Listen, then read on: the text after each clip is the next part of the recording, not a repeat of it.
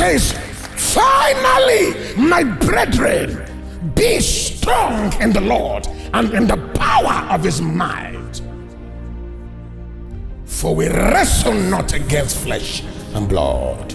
It says, now put on the whole armor of God, that ye may be able to stand against the schemes,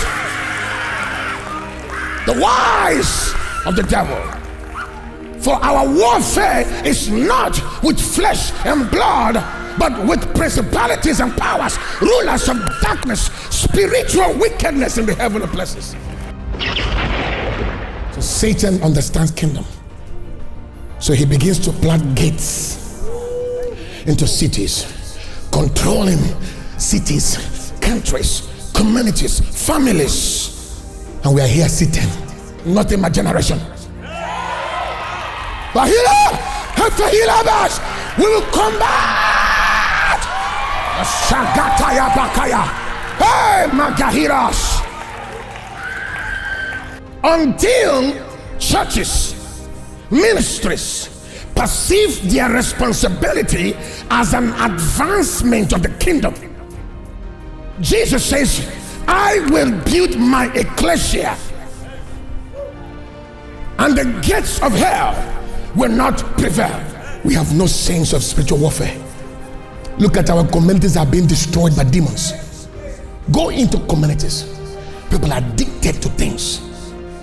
People are dying, children are dying, things are happening because the church is not taking over the atmospheres. Jesus knew why he came to earth. And the first person he confronted before he began his ministry was the prince of this earth, the prince of this world. Jesus first defeated Satan before he got the world. Remember, the Bible calls Satan the prince of this world, the god of this world. So Jesus would have to first confront him. You live in a community, you can't confront the demon there. You want to go and preach and take a spoil of a strong man. Jesus didn't say so. He says before you can take a spoil of a strong man, you would have to first bind the strong man.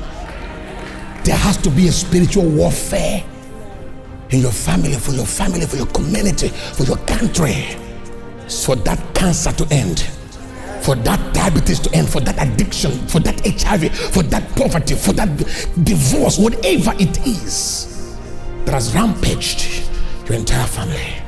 The reason why sometimes you speak, you pray, you command and nothing changes is because you have not accumulated any power that can respect and bring honor to your words in the realms.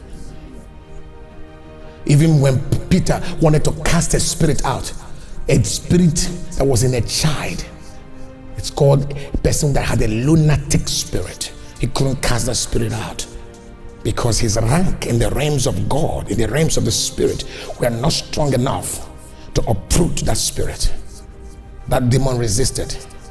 Certain gifts have to be impacted so that you can increase in your spiritual ranking.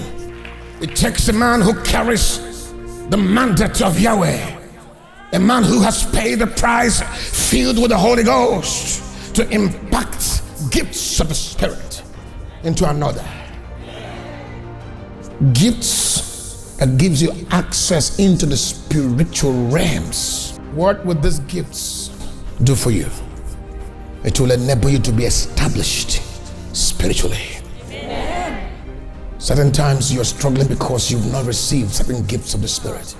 The laying on of hands, the transfer of the power and the fire of God. And the end may be established.